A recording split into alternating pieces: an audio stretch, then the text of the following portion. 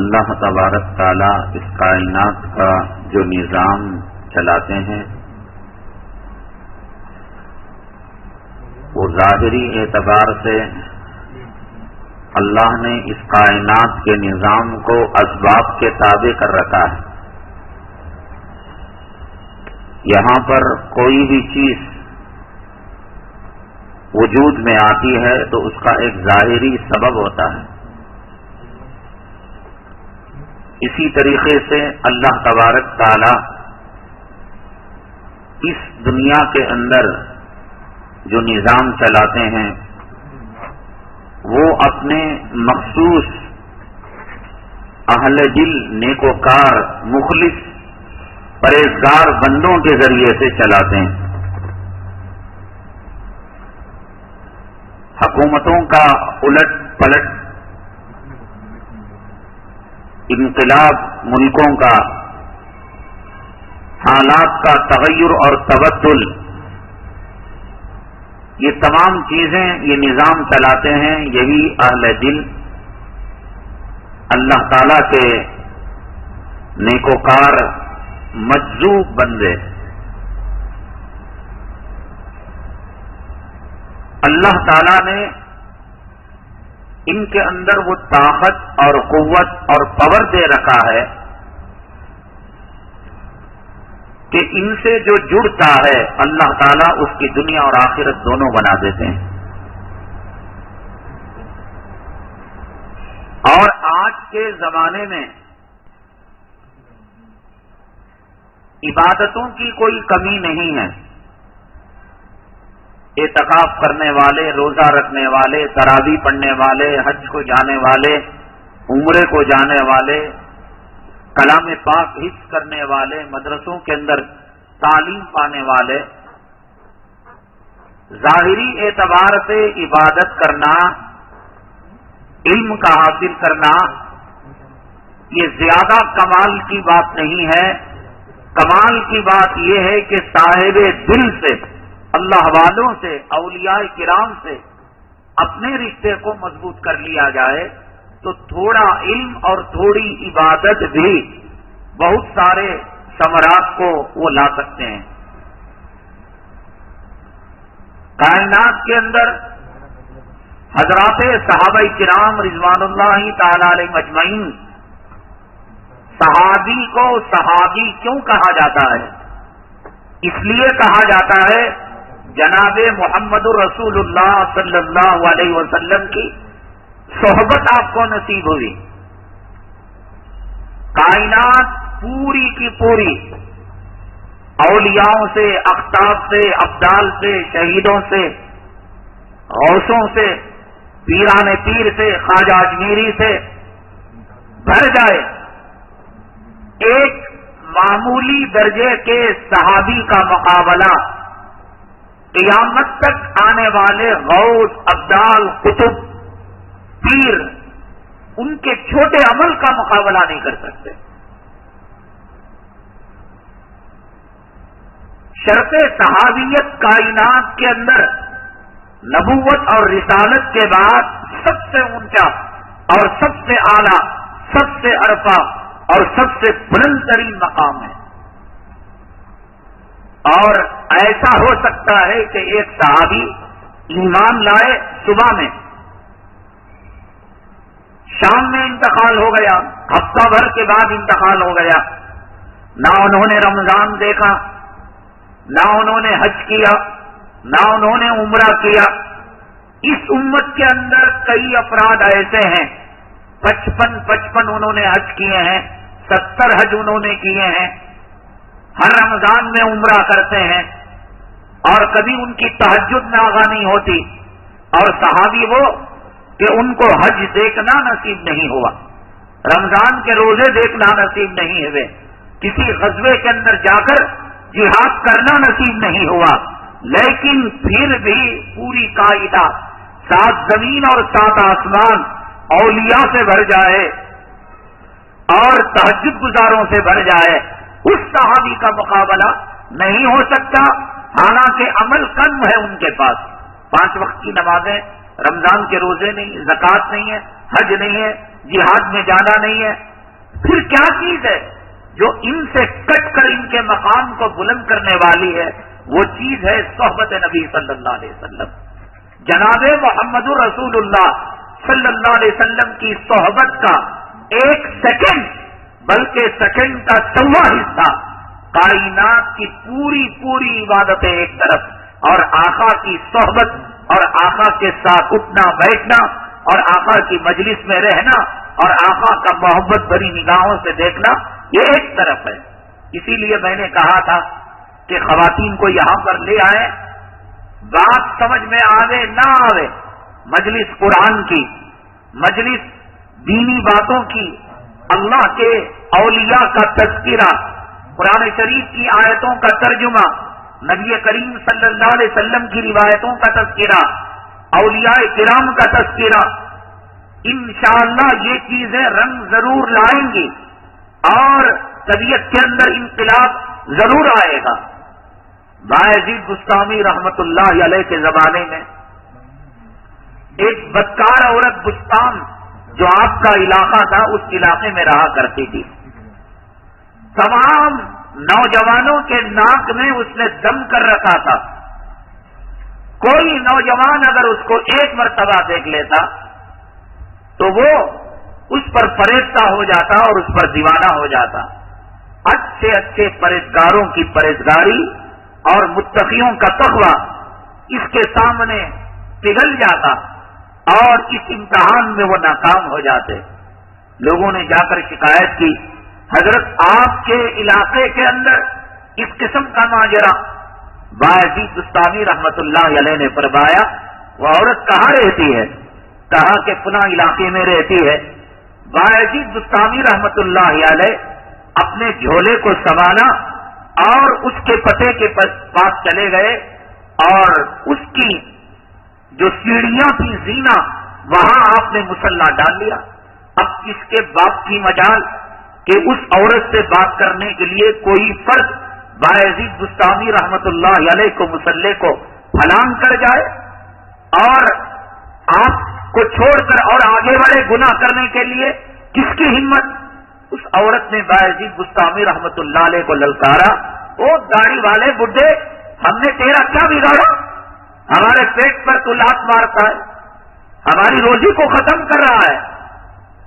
کہا کہ ہم نے تو کچھ نہیں بگاڑا، یہ سڑک تو تیرے باپ کی تو ہے ہی نہیں، یہاں میں نماز پڑھ رہا ہوں، تجھے کیا اعتراض؟ گاہک نہیں آتے؟ اچھا گاہک بھی آتے ہیں تیرے پاس، کیا قیمت لیتی ہے؟ ارے بڈھے تو اپنا کام دیکھ، تجھے قیمت سے لینا دینا کیا؟ تیری عمر کیا ہے؟ تیرا حلیہ کیا ہے؟ اور تیرے چہرے پر یہ داڑھی کے بال کیا ہے؟ تو کیا قیمت پوچھ رہا ہے؟ ارے بتا تو صحیح کہ ایک رات کا معاوضہ تو کیا لیتی ہے؟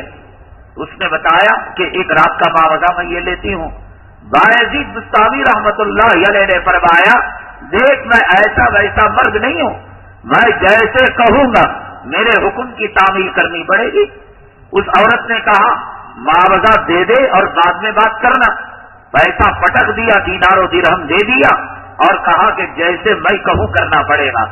بایزید بستامی رحمت اللہ علیہ اس کی رقم ادا کر کر زینے پر چلنے لگے، مریدین آہ کرنے لگے اور ان کو حیرت ہونے لگی، اے اللہ یہ وقت کا ولی، وقت کا قطب اور وقت کا ابدال آج ایک فاحشہ کے زینے چڑھ رہا ہے، مولا رحم کا معاملہ کرنا، کرم کا معاملہ کرنا۔ لیکن اللہ والے کیا کرتے ہیں، نتائج کیا نکلتے ہیں، یہ دنیا والوں کو سمجھ میں نہیں آتا۔ چنانچہ وہ گئے اور جانے کے بعد کہا ہم گندی ایسی ویسی بدبودار عورتوں کو ہاتھ نہیں لگاتے، تو نے وعدہ کیا تھا کہ ایک رات کا معاوضہ دینے کے بعد ہم جو کہیں گے اس شرط کو تو منظور کرے گی۔ چنانچہ کہا کہ سب سے پہلی بات یہ ہے سینکڑوں مردوں نے ناپاک جسم کے ساتھ تجھے اپنا جسم لگایا ہے، تو اپنے جسم کو دھو لے، غسل کر لے۔ اس نے غسل کر لیا، کہا پاک کپڑے پہن لے، اس نے کپڑے پہن لیے۔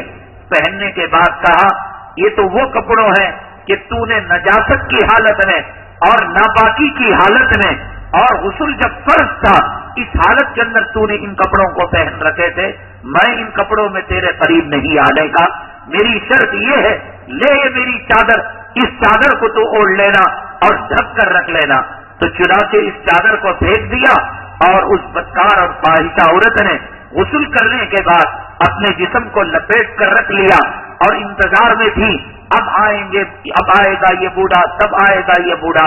یہاں حضرت بایزید بستامی رحمت اللہ علیہ نے 2 رکعت صلاۃ الحاجت نماز پڑھی اور سجدے میں گئے اور جا کر یہ دعا کی، اے رب، اے میرے مولا، اے کریم میرے آقا، میں اس کے غسل کو پاک کر سکتا تھا ظاہری نجاست سے، میں نے اس کو ظاہری نجاست سے پاک کر دیا۔ اے میرے رب کریم، اس کے جسم کے اوپر حرام کے کپڑے تھے، میں اس کو پاک کر سکتا تھا، میں نے اس کو چادر دیا۔ اے میرے مولا، اس کے باطن کو بدلنا تیرے ہاتھ میں ہے۔ کہتے ہیں یہ جملہ جب آپ کی زبان سے نکلا، وہاں سے اس عورت نے آواز نکالی، اے بایزید، تم بہت سارے مریدوں کے پیر و مرشد ہو، اللہ والے اپنے آپ کو کہتے ہو، قطب کہتے ہو، شیخ کہتے ہو، کیا تم نے رسول اللہ صلی اللہ علیہ وسلم کی یہ حدیث نہیں سنی کہ ایک جگہ پر ایک جو ہے 2 غیر محرم جمع ہوتے ہیں، تیسرا شیطان ہوتا ہے؟ میں نے تو تمہیں اللہ والے کے شکل میں، روپ میں دیکھا تھا، یہاں شیطان کہاں سے آ گیا؟ نکلو تم اگر صحیح معنوں میں خدا کا خوف کرتے ہو۔ ایک غسل کرنے کی وجہ سے، ایک چادر کے جسم پر لگنے کی وجہ سے اللہ تبارک تعالیٰ نے ان کے باطن کو بدل دیا۔ اس لیے جن حضرات کو کلام پاک پڑھنا نہیں آتا، مایوس ہونے کی ضرورت نہیں، وہ کلام پاک سیکھنے کی کوشش کریں، لیکن اگر مشکلات ہو، ناممکنات ہو، کم سے کم اتنا درجہ تو یہ ہے کہ کلام پاک پڑھنے والے کے قریب بیٹھ جائیں، کلام پاک کو کانوں سے سنیں، کلام پاک کو دیکھ کر اس پر انگلیاں پھراتے رہیں۔ یہ کلام پاک کی صحبت کے نیک اثرات اس کے باطن کو بدل کر رکھ دیں گے اور اس کے دل کی دنیا کو بدل کر رکھ دیں گے۔ آپ جانتے ہیں کہ فرعون اور حضرت موسیٰ علیہ السلام کی بڑی زبردست ٹکر لگی۔ حضرت موسیٰ علیہ السلام نے چیلنج دیا تھا، اس مقابلے میں تو جیت کر بتا، اگر تو جیت گیا تو صحیح معنوں کے اندر تو خدا ہے اور تیرا انا ربکم الاعلی کا دعویٰ درست ہے۔ فرعون اس زمانے کے کائنات کے اس دھرتی پر، اس سرزمین پر جتنے بڑے بڑے جادوگر تھے، ساحر، کاہن، ان تمام کو جمع کیا اور پھر اس کے بعد انہوں نے رسیاں ڈالی تو وہ اجدے بن گئے۔ حضرت موسیٰ علیہ السلام نے اللہ کے حکم سے لاٹھی کو ڈالا اور وہ اجدا بن گیا، ان تمام کو نگل لیا، وہاں جیت حضرت موسیٰ علیہ السلام کی ہو گئی۔ تو یہ جادوگر جو حضرت موسیٰ علیہ السلام کا مقابلہ کرنے کے لیے آئے تھے، آپ کو شکست دینے کے لیے آئے تھے، آپ کو ہرانے کے لیے آئے تھے، فرعون کا پیسہ کھا کر آئے تھے، فرعون کو جتانے کے لیے آئے تھے، آن کی آن میں اللہ تبارک تعالیٰ نے ان کی دلوں کی دنیا کے اندر انقلاب بپا کر دیا اور انہوں نے کہا قالوا آمنا برب موسیٰ و ہارون، ہم موسیٰ اور ہارون کے رب پر ایمان لے آتے ہیں۔ فرعون نے کہا لأصلبنکم، میں تمہیں سولی پر لٹکا دوں گا، تو میں تمہارے ہاتھوں کو کاٹ کر رکھ دوں گا، میں تمہارے پیروں کو کاٹ کر رکھ دوں گا۔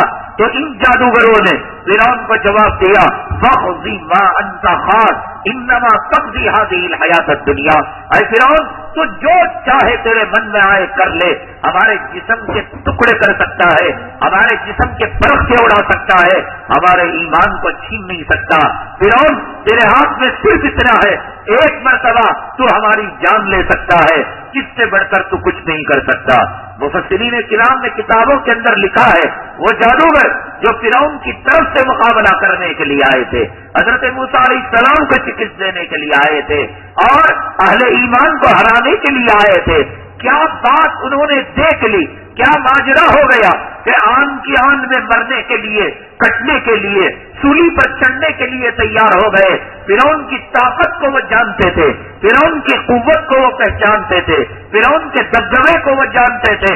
کیا بات ہو گئی؟ علماء کرام نے کتابوں میں لکھا ہے کہ جب فرعون نے ان کو میدان کے اندر اتارا مقابلہ کرنے کے لیے، پہلا کام یہ کیا کہ اب بہت سارے لوگ ہیں، درشک ہیں دیکھنے والے اور کھلاڑی ہیں کھیلنے والے، تو کھلاڑیوں کا جیسے کرکٹ کے میدان کے اندر یونیفارم الگ ہوتا ہے، فٹ بال اور ہاکی کے میدان کے اندر ان کا ایک مخصوص ڈریس ہوتا ہے، فرعون نے ایک ڈریس دے دیا حضرت موسیٰ علیہ السلام کو اور اپنے جادوگروں کو.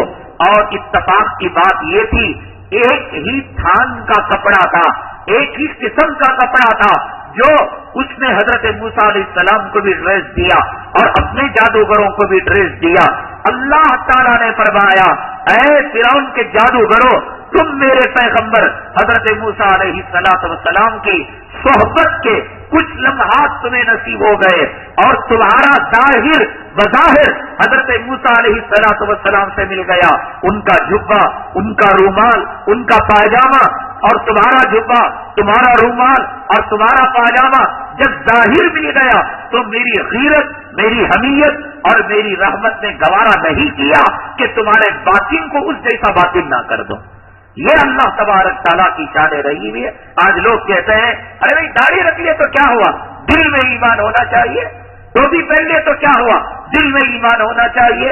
اولیاء کا لباس پہن لے تو کیا ہوا, جبہ شریف میں کیا رکھا ہے, پینٹ پہننا منع, شرٹ پہننا منع ہے. جب موسیٰ علیہ السلام کے خلاف آنے والے جادوگر حضرت موسیٰ علیہ السلام کے مشابہ جب ان کا لباس ہو گیا, اللہ نے ہدایت کے فیصلے پر بال دیے. احب الصالحین ولست منہم لعل اللہ یرزقنی صلاحا.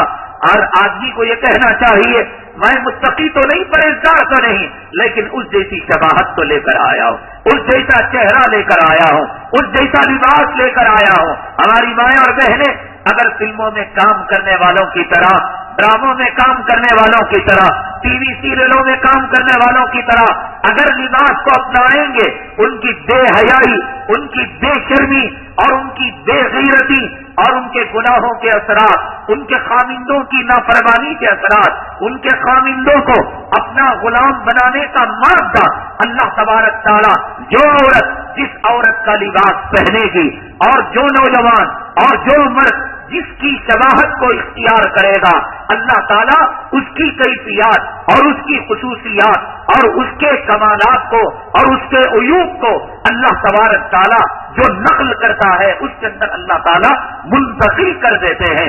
اسی لیے عورت جب گھر کے اندر بغیر دوپٹے کے رہتی ہے, یعنی یا آج کی عورتیں یہ سمجھتی ہیں اذان ہوئی تو دوپٹہ اٹھا کر سر پر ڈال لیا, اور راستے میں جنازہ جانے کی بات آئی, موتا کی بات آئی, اپنے دوپٹے کو اٹھا کر سر پر ڈال لیا. عورت کا سارا جسم سوائے حالت احرام میں جتنا کھلا رہتا ہے, ہاتھ کے پنجے, پیر کے پنجے اور چہرے میں اتنا حصہ کہ پیشانی کے بالوں سے کوڑی کے نیچے تک اور ایک کان کی للکی سے دوسرے کان کی للکی تک, اس کے علاوہ اپنے پیدا کرنے والے باپ کو بھی وہ اپنا جسم نہیں دکھا سکتی, اپنے بھائی کو بھی اپنا جسم نہیں دکھا سکتی, اپنے بیٹے کو بھی اپنا جسم نہیں دکھا سکتی, اپنی جیسی عورت کو بھی اپنے بہن کے سامنے, یعنی ایک کمرے کے اندر عورتیں کپڑے بدل رہی ہیں, وہ عورت بھی اپنے کپڑے بدلی, یہ عورت بھی اپنے کپڑوں کو نکال لیا. عورت کا عورت کے جسم کو دیکھنا بھی ناجائز ہے, عورت کا عورت کے بدن کو دیکھنا بھی عام حالتوں کے اندر ناجائز ہے. تو سر کے اندر دوپٹہ عورت کے لباس میں سے ہے, عورت کے پردے میں سے نہیں, عورت کے لباس میں سے ہے. ایک مرتبہ حضرت سیدہ خدیجہ الکبریٰ رضی اللہ تعالی عنہا حضرت جبرائیل امین علیہ السلام نبی کریم علیہ السلام کے پاس جو وحی لے کر آتے تھے بہت کم فرشتے کے روپ میں آتے تھے. اکثر حضرت دہیا کلبی رضی اللہ تعالیٰ, ایک صحابی ہے دہیا کلبی, بڑے حسین, بڑے خوبصورت اور بڑے جمیل, ان کی شکل اپنا کر حضرت جبرائیل وحی لے کر آیا کرتے تھے, اللہ کا پیغام لے کر آیا کرتے تھے. کیوں؟ اس لیے کہ فرشتے کی شکل میں آنے میں حضرت جبرائیل علیہ السلام اور انسانوں کی مخلوق میں, اللہ کے نبی صلی اللہ علیہ وسلم تو بشر سے انسان تھے, اور جبرائیل علیہ السلام اگر فرشتے کے حلیے میں آئیں گے تو بہت ساری مشکلات ہوں گی. زبان کا مسئلہ ہوگا, چہرے کا مسئلہ ہوگا, مزاج کا آپس میں ملنے کا مسئلہ ہوگا, ہزاروں چیزیں پیدا ہوں گی. اس لیے اللہ تعالیٰ کے حکم سے حضرت جبرائیل علیہ السلام حضرت دہیا کلبی صحابی کی شکل میں آیا کرتے تھے. حضرت قتیجۃ الکبریٰ رضی اللہ تعالیٰ عنہ کے دل میں ایک مرتبہ بات آئی، اللہ کے نبی صلی اللہ علیہ وسلم کو کون دیکھنا نہیں چاہتا تھا؟ بتائیے، ہم بھی گنہگار ہیں، اگر اللہ کے نبی صلی اللہ علیہ وسلم ہمارے خوابوں میں آئے، اللہ کے نبی صلی اللہ علیہ وسلم ہمارے آنکھوں سے کون پسند نہیں کرے گا؟ من رآنی فی المنام فقد رآنی فإن الشیطان لا یتمثل بی، جس نے مجھے خواب میں دیکھا اس نے مجھے حقیقت میں دیکھا، اور جس نے مجھے دیکھا اس پر میری شفاعت واجب ہو گئی۔ اللہ رمضان کے صدقے میں، روزوں کے صدقے میں، کلام پاک کی حرمت کے صدقے میں، اولیاء اللہ کے صدقے میں ہمیں بھی موت سے پہلے آقا کا دیدار نصیب فرمائے۔ آقا کا پاک کے اندر آپ کی زیارت سے اللہ تعالیٰ ہمیں مشرف فرمائے۔ کون دیکھنا نہیں چاہتا؟ حضرت قتیجۃ الکبریٰ رضی اللہ تعالیٰ عنہ کو کبھی کبھی ڈاؤٹ ہوتا کہ دن میں کتنی مرتبہ جبرائیل آ رہے ہیں؟ آنا تو صبح میں آنا تھا، دوپہر میں، شام میں، 1 گھنٹہ چھوڑ کر، 2 گھنٹے چھوڑ کر، آدھا گھنٹہ چھوڑ کر، کہیں ایسا تو نہیں حضرت دہیہ کلبی خود آ رہے ہو نبی کریم صلی اللہ علیہ وسلم کی زیارت کرنے کے لیے؟ نبی کریم صلی اللہ علیہ وسلم کے چہرے انور کو جو دیکھتا ایسے لگتا گویا جنت کی نہر کے اندر وہ ہوتا دے رہا ہو۔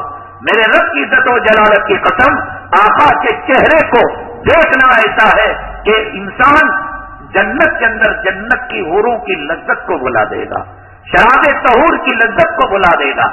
حضرت قتیجۃ الکبریٰ رضی اللہ تعالیٰ عنہ نے سوچا حضرت دہیہ کلبی ممکن ہو، بار بار آ رہے ہو اور جبرائیل کا نام لے رہے ہو، نبی کریم صلی اللہ علیہ وسلم کا دیدار کرنا ہے، آپ کے ہاتھ کو چھونا ہے، آپ سے مصافحہ، آپ سے معانقہ، آپ کے چہرے کا بوسہ کون نہیں چاہے گا؟ تو کہا اے اللہ کے نبی صلی اللہ علیہ وسلم، آئندہ ایک مرتبہ اگر جبرائیل آنا ہو تو مجھے کہہ دیجیے گا۔ آقا نے کہا وہی آنے والی ہے، جبرائیل تشریف لانے والے ہیں۔ تو حضرت قتیجۃ الکبریٰ رضی اللہ تعالیٰ عنہ اپنے دولت گدے میں کہیں کنارے بیٹھ گئی۔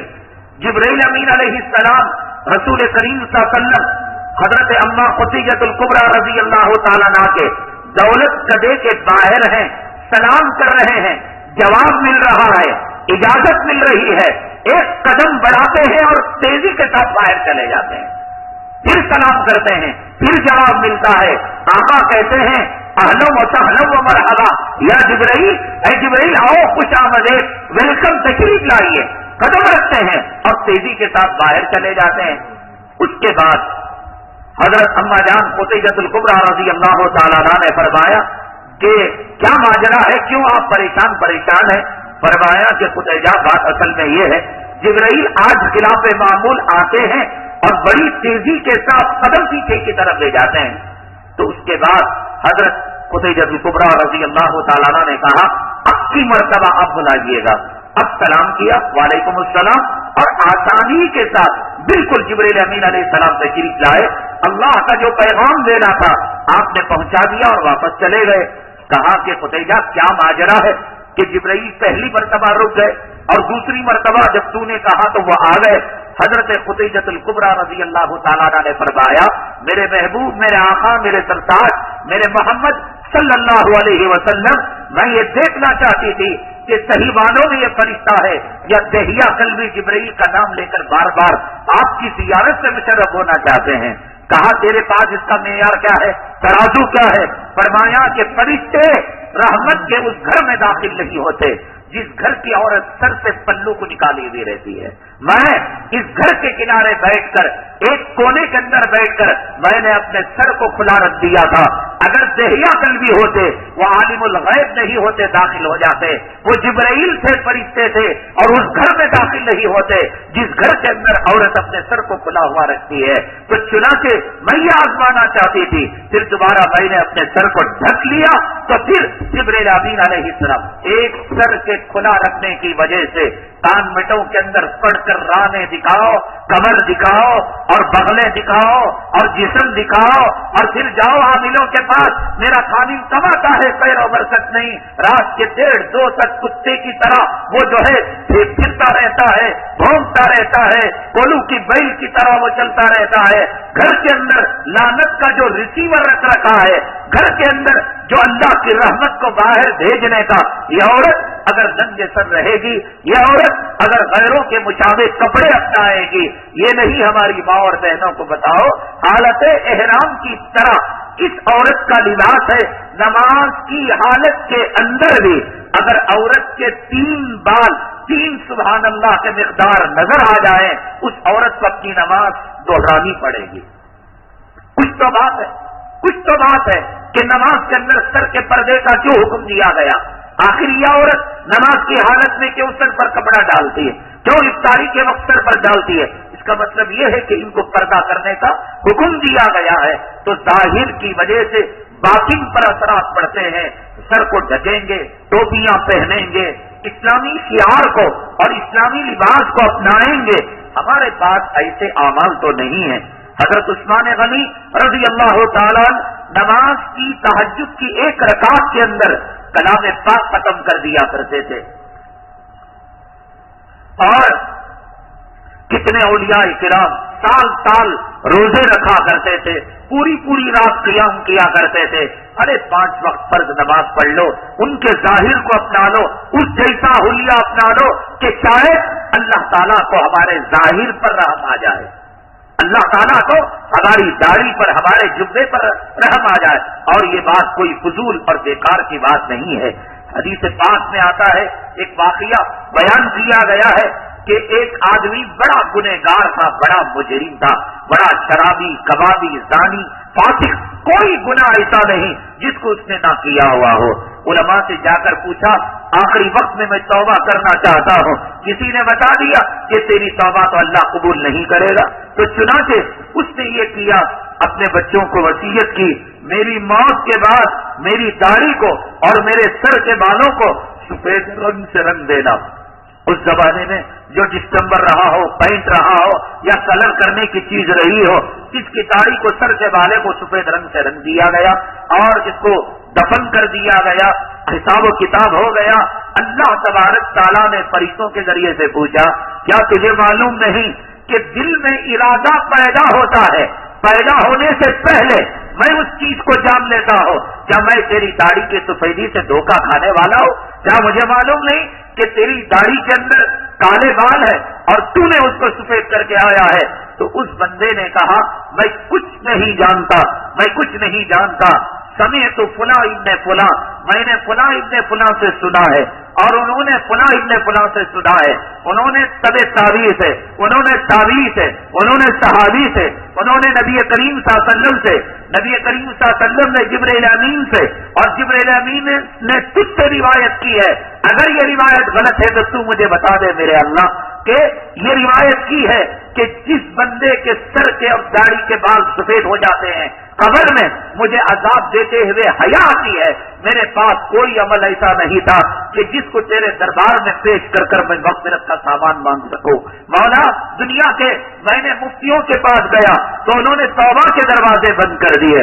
اللہ روایت میں آتا ہے، اللہ تعالیٰ مسکراتے ہیں، اللہ کو معلوم ہے کہ اس نے مصنوعی طور پر، آرٹیفیشل طور پر اس نے اپنے داڑھی کو سفید کیا ہے، اپنے بالوں کو رنگا ہے، لیکن اللہ تعالیٰ اپنی شان رحیمی اور شان کریمی سے اس کی مغفرت فرما دیتے ہیں کہ چلو کم سے کم ایک میری حدیث پر تو ایمان لے کر آ گیا۔ ظاہر کو بنایا تھا۔ لوگ کہتے ہیں نا، داڑھی رکھنے سے کیا ہوا، عمامہ رکھنے سے کیا ہوا، اولیاء، صلحاء، ابدال، اہل دل سے تعلق رکھنے سے ہماری دنیا بھی بنتی ہے اور آخرت بھی بنتی ہے۔ میں نے بتایا کہ دنیا کے اندر جو حکومتوں کا نظام اور جو سلطنتوں کا نظام چلتا ہے، اللہ تعالیٰ انہی اہل دل سے چلاتے ہیں۔ اورنگزیب عالمگیر رحمت اللہ علیہ کے والد کے انتقال کے بعد ان 2 بیٹوں کے اندر چکمک ہو گئی، کشمکش ہو گئی، دارا شکوہ کے اندر اور اورنگزیب عالمگیر رحمت اللہ علیہ کے اندر۔ حالانکہ تخت نشینی کی تمنا اولیاء کے دل میں نہیں ہوتی، لیکن جب ضرورت ہو کہ اس کے ذریعے سے معاشرے کی اصلاح کی جا سکتی ہے، اس کے ذریعے سے منکرات اور بدعات کا خاتمہ کیا جا سکتا ہے، تو حضرت یوسف علیہ السلام نے فرمایا اجعلنی علی خزائن الارض انی حفیظ علیم. عہدے کا مانگنا شریعت کے اندر جائز نہیں، لیکن جب لگ رہا ہو کہ غیر اہل اس عہدے پر فائز ہو کر قوم کا بیڑا غرق کرے گا، قوم کو تباہ تاراج کرے گا اور حقوق یتیموں کے، بیواؤں کے، مسکینوں کے مار کر کھا لے گا، اس وقت ضرورت ہوتی ہے کہ اہل آدمی کچھ جو ہے چیز کو حاصل کرنے کی کوشش کرے. حضرت یوسف علیہ السلام کے دل میں دنیا کے تخت و تاج کی کوئی اہمیت نہیں. انہوں نے اپنے دل کے اندر خدا کے عرش کو بٹھا دیا تھا، خدا کی تجلیات کا مرکز اپنے دل کو بنا دیا تھا. مصر کا تخت و تاج ایک پیشاب کے قطرے کے برابر کوئی حیثیت نہیں رکھتا تھا، لیکن معلوم تھا اگر میں اس عہدے پر فائز نہیں ہوں گا، یہاں کے ظالم فرعون فرعون یہاں پر مسلط ہو کر قوم کا بیڑا غرق کر دیں گے، تو آپ وہاں پر بادشاہ بنے. تو حضرت اورنگزیب عالمگیر اپنے زمانے کے اولیاء اللہ میں سے تھے. تخت و تاج مقصود نہیں تھا. شیعہ لوگوں نے ہندوستان کا حلیہ بگاڑ دیا تھا. انہوں نے حضرات صحابہ کرام کے تقدس کو پامال کر دیا تھا.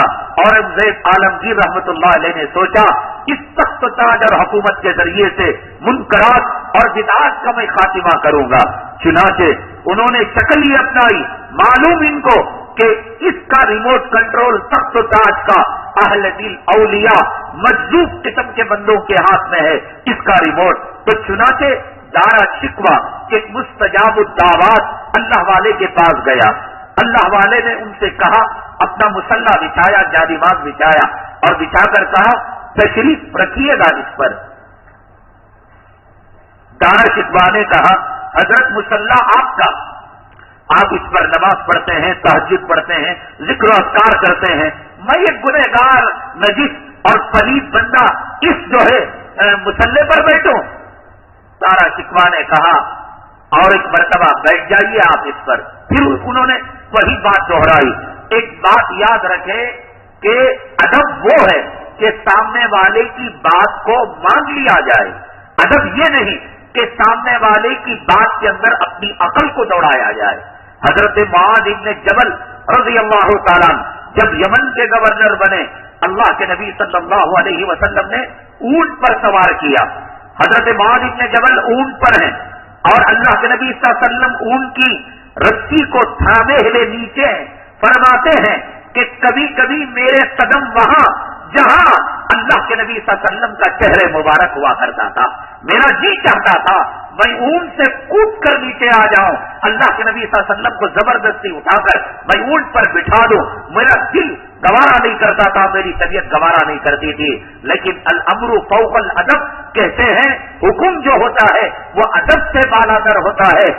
بڑا آدمی اگر کوئی بات کہتا ہے اور بظاہر یہ بات سمجھ میں آتی ہے یہ ادب کے خلاف، بڑے آدمی کی بات مان لینا اس ادب سے بڑھ کر ہے جو ادب ہمارے دل کے اندر سمجھ میں آ رہا ہے. دارا شکوہ نے جب دارا شکوہ کو کہا اس مستجاب الدعوات نے کہ بیٹھو، تو بیٹھا نہیں. دوسری مرتبہ کہا بیٹھو، بیٹھا نہیں. تو پھر اس کے بعد کہا آپ تشریف لے جا سکتے ہیں. حضرت اورنگزیب عالمگیر رحمت اللہ علیہ تشریف لائے. پھر انہوں نے مسلح بچھایا، فرمایا کہ تشریف رکھیے. ایک مرتبہ ادبن کہا کہ حضرت آپ جس جانماز پر نماز پڑھتے ہیں، ذکر و اذکار کرتے ہیں، یہ بندہ پلید گنہگار نجس ناپاک کیسے بیٹھے گا؟ بیٹھیے. زور سے کہا، فوراً بیٹھ گئے. کہا تمہیں تخت مل گیا، تاج باقی ہے.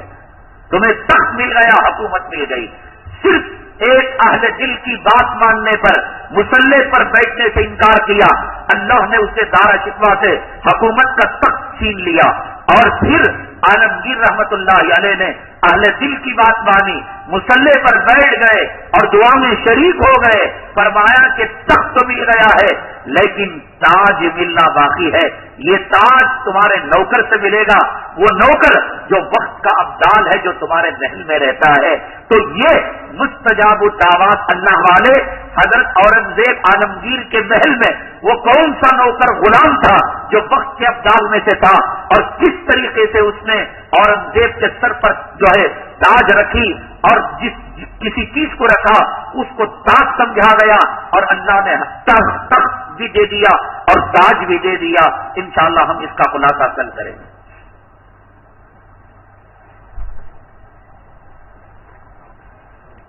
کیا 26ویں کے دن شیرنی تقسیم کرنا ضروری ہے؟ ختم قرآن کے موقع پر خوشی منائی جا سکتی ہے، لیکن مسجدوں کی بے حرمتی ہو یا کہ اس کے چندہ لینے کے اندر لوگ زبردستی کرتے ہو کہ بھئی ختم کی شیرنی لینا ہے، کوئی آدمی 200 لکھانا چاہتا ہے، 500 لکھا رہے، علماء نے لکھا ہے کہ یہ حرام ہے اور ناجائز ہے۔ چندے کے اندر زبردستی کرنا بالکل کسی قسم کی کوئی گنجائش نہیں ہے، اور شریعت کے اندر بالکل اس کی کوئی اجازت نہیں ہے۔ کسی نے کہا کہ ہمیں گائے اور بیل کا گوشت ہمارے دوست کو کھلاتے ہیں تو وہ اس کی گھناٹ کرتے ہیں، کراہت کرتے ہیں۔ حلال چیز کو کراہت سے دیکھنا نہیں چاہیے۔ ہاں، انسان کی اپنی اپنی طبیعتیں ہوتی ہیں، کوئی دال کا سالن نہیں کھاتا، کوئی مرغ نہیں کھاتا، کوئی تیتر نہیں کھاتا، کوئی بوٹی کا سالن نہیں کھاتا ہے، اپنی مرضی ہے، لیکن نہ کھانے کی وجہ سے اس کی گھناٹ کرنا، اس کی کراہت کرنا اللہ تعالیٰ کے حلال کردہ چیزوں کے ساتھ گویا یہ نافرمانی ہے۔ آپ کو پسند نہیں ہے، آپ کو طبیعت نہیں لگتی، آپ کے مزاج کے خلاف ہے تو ٹھیک ہے، آپ نہ کھائیے۔ قیامت کے دن یہ پوچھ نہیں ہوگی کہ آپ نے بیل کا گوشت کیوں نہیں کھایا، شیواجی نگر میں اونٹ کٹا تھا اس کا گوشت کیوں نہیں کھایا، کوئی سوال نہیں ہوگا۔ نہیں کھانا ہے مت کھائیے، کھانا ہے کھائیے، لیکن کھانے والوں کو کراہت کی نگاہ سے دیکھنا اور گری ہوئی نگاہ سے دیکھنا برا ہے۔ منہ زیر ناف 40 دن سے زائد رکھنا گناہ ہے۔ 40 دن کے اندر تک ان ناف کے نیچے والے بالوں کو صاف کرنا ضروری ہے، اور علماء نے لکھا ہے کہ ہاتھ جہاں تک جا سکے پیچھے تک، اور جتنے بال آئیں یعنی پاخانے کے راستے تک، وہاں تک کے بھی بال نکالنا چاہیے۔ عورتوں کو تبلیغی جماعت میں نکلنا جائز ہے یا نہیں؟ علماء کرام کے اس میں 2 طبقے ہیں۔ تبلیغی جماعت تو فتاوا سے بالا تر جماعت ہے، اور یہ وہ جماعت ہے کہ مرکز نظام الدین سے ان کو جو ہدایتیں ملتی ہیں، دارالعلوم کیا کہتا ہے، مظاہر کیا کہتا ہے، مفتیان کرام کیا کہتے ہیں، ان کا مفتی اور ان کا جو مرکز ہے وہ نظام الدین ہے۔ وہاں اگر کہا جاتا ہے عورتوں کو نکلو تو نکلتے ہیں، وہاں اگر کہا جاتا ہے فضائل اعمال پڑھو تو پڑھتے ہیں، وہاں اگر کہا جاتا ہے منتخب احادیث کو پڑھو تو یہ اس کے تابع ہیں۔ آپ جس دکان سے جو چیز لینی ہے، میں تبلیغ کے خلاف نہیں بول رہا ہوں، ایک اصول یاد رکھو، کفن کی دکان میں جا کر کفن لو، چمڑے کی دکان میں جا کر چمڑا لو، عطر کی دکان میں جا کر عطر لو، کوئلے کی دکان میں جا کر کوئلہ لو۔ تصوف لینا ہے خانقاہوں سے لو، فقہ لینا ہے فقہا سے لو، تفسیر لینا ہے مفسرین سے لو، علم لینا ہے علماء سے لو، بیماری دور کرنا ہے ڈاکٹروں کے پاس جاؤ، گھر کی مرمت کرنا ہے انجینئر کے پاس جاؤ، نلوں کی مرمت کرنا ہے پلمبر کے پاس۔ یہی نا اصول ہے دنیا کا، یعنی کسی کا نل خراب ہوا اور گیا MBBS ڈاکٹر کے پاس کہ ڈاکٹر صاحب میرے گھر کا نل خراب ہو گیا، کوئی جاتا ہے؟ دنیا میں تو آدمی بہت ہوشیار ہے صاحب، بہت ہوشیار ہے، چھوٹے چھوٹے معاملات کے اندر بہت ہوشیار ہے۔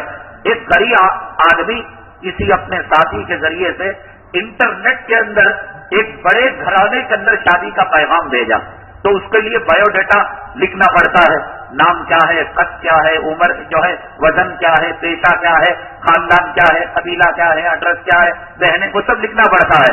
تو اس نے اپنے بزنس کے کھانے کے اندر لکھا کہ یہ ووڈ کا کاروبار ہے، ووڈ بزنس مین ہے، لکڑیوں کا کاروبار کرتا ہے۔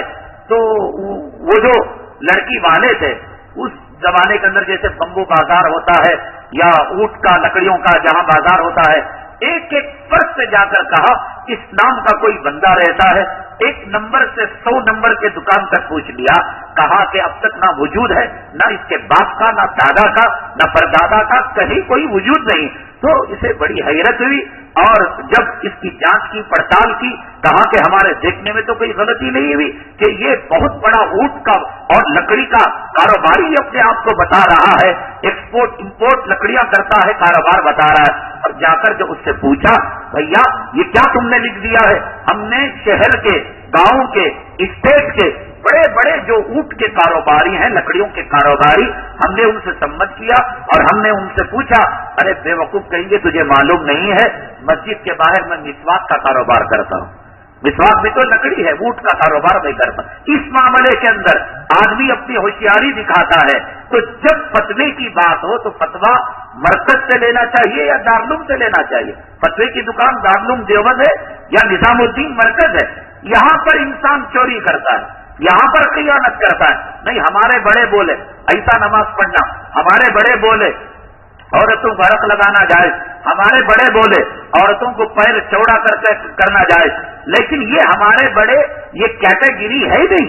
फिक़ह के अलग हैं, फतवे के अलग हैं, तसव्वुफ के अलग हैं, इल्म के अलग हैं और तफसीर के अलग हैं। हदीस जो पूछी जाएगी मुहद्दिसीन को पूछा जाएगा, तब का आदमी जाकर कामयाब होगा। मछली लेना है, बड़े के बैल के गोश्त की दुकानों में थोड़ी ना जाया जाता है, मछली मार्केट जाया जाता है। तीतर लेना है, बटेर लेना है, फतवा लेना है। तो इस बात से हटकर कि किस जमात के बारे में, किस मसलक के बारे में, किस मस्जिद के बारे में, किस इमाम के बारे, हमको इससे लेना देना नहीं। शरीयत क्या कहती है ये मालूम करना है तो बड़े दारुल इफ्ता, दारुल देवबंद है, मज़ाहिर है, तो ये मुफ्तियान किराम मना करते हैं औरतों की जमात के अंदर जाने से। दारुल देवबंद के जो सदर मुदर्रिस हैं हजरत मौलाना मुफ्ती सईद साहब पालनपुरी, जो शेखुल हदीस भी हैं, इनका तो खुले तौर पर कहना है कि बिल्कुल इसकी कतन आज के जमाने में इजाजत नहीं दी जा सकती।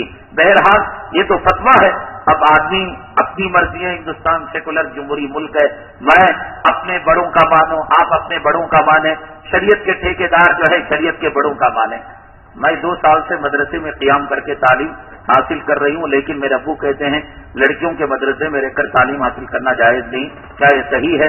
हमारे अकाबिरीन ने मना किया है औरतों के क़ियाम ताम और हॉस्टल वाले मदरसे ना कायम किए जाए, हमारे बड़ों ने मना किया है और यही फतवा आज भी दिया जाता है। अगरचे कि इस फतवे से हटकर हमारे बाज़ उलमा और अकाबिरीन क़ियाम ताम के हॉस्टल के मदरसे अपने मकतब फिक्र के उलमा ने खोल रखा है। अब वो जाने उनके पास फतवा कहाँ से आया है। फजर और असर की फर्ज के बाद नमाजों को पढ़ने से मना क्यों किया जाता है? इसलिए कि अल्लाह के नबी सल्लल्लाहु अलैहि वसल्लम ने फजर और असर की फर्ज नमाजों के बाद सुबह में तुलुए आफताब तक और शाम में गुरूब आफताब तक आप ने कोई नमाज नहीं पढ़ी, जबकि आपकी नमाजों का बहुत शौक था। पैसे और दौलत पाने के लिए औरतें सूरत रहमान और चाश की नमाज कसरत से पढ़ते हैं, क्या ये नुस्खा सही है या इब्न औफ रजी अल्लाह ताला अन्हु से जुड़ी हुई गलत फहमी है? चाश की नमाज के क्या फायदे हैं? देखिए, आदमी इस नीयत से ना पढ़े कि मुझे माल पाना है, दौलत मिलना है, रुपया मिलना है, इस नीयत के साथ पढ़े कि अल्लाह के नबी सल्लल्लाहु अलैहि वसल्लम चाश की नमाज पढ़ा करते थे और आप इशराक की नमाज पढ़ा करते थे, आप सुबह में सूरह यासीन पढ़ा करते थे, आप शाम में सूरह वाक़िया पढ़ा करते थे। आप नीयत करें ना करें, उसके जो फवायद हैं सूरह यासीन के, सूरह वाक़िया के, अल्लाह ताला खियानत करने वाला नहीं है, अल्लाह ताला जरूर आपको ये देने वाला है। हजरत इब्राहिम इब्न अदम रहमतुल्लाह अलैह की वो मशहूर बात है, मैंने 10 चीजों को 10 चीजों के अंदर पाया, उसमें से आप फरमाते हैं मैंने रोजी के खजाने को चाश की नमाज में पाया। तो जिस आदमी को रोजी की तंगी हो वो चाश की नमाज पढ़े, लेकिन इसलिए ना पढ़े कि वो ये कहकर पढ़े मैं चाश की 4 रकात नमाज पढ़ता हूँ वास्ते अल्लाह के, बराए रिस्क के, रोजी के, ये ना पढ़े आप सुन्नत के लिए, अल्लाह तबारक ताला जरूर उसके जो है फैसले सादिर फरमाएंगे। ख्वाब में 2 बार हज को जाना ये देखा है, क्या मतलब है? इंशाअल्लाह अल्लाह की जात से उम्मीद है अल्लाह ताला हज मबरूर आपको नसीब फरमाएंगे। आसमान से धीरे धीरे कलाम पाक जो है गिरने का क्या मतलब है?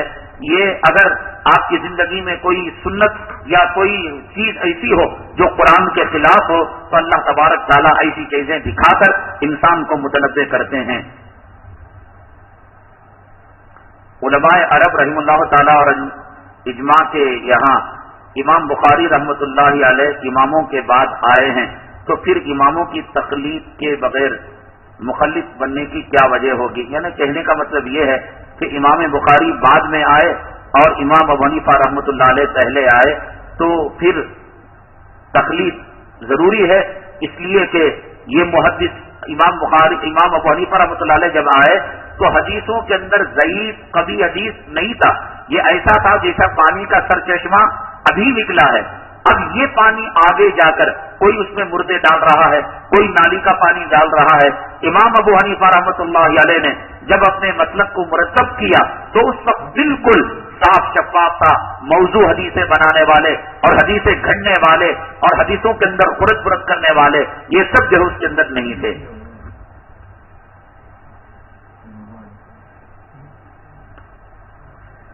نماز لوگ تو پڑھتے ہیں لیکن صحیح طریقے سے سنت طریقے سے نماز پڑھیں تو اللہ تعالیٰ قبول فرماتے ہیں۔ مولانا حسان صاحب نے کتاب لکھی ہے نماز پڑھنے کا صحیح طریقہ، اس کو حاصل کرتے ہوئے جائے۔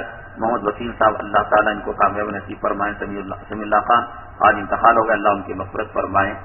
محلے کے نوجوان جو پارکنگ کی نگرانی کر رہے ہیں، آپ حضرات سے درخواست ہے کہ وہ ان کی ہدایتوں پر عمل کریں، جہاں وہ گاڑیوں کو کھڑانے کے لیے کہیں وہیں پر گاڑی کو پارک کریں۔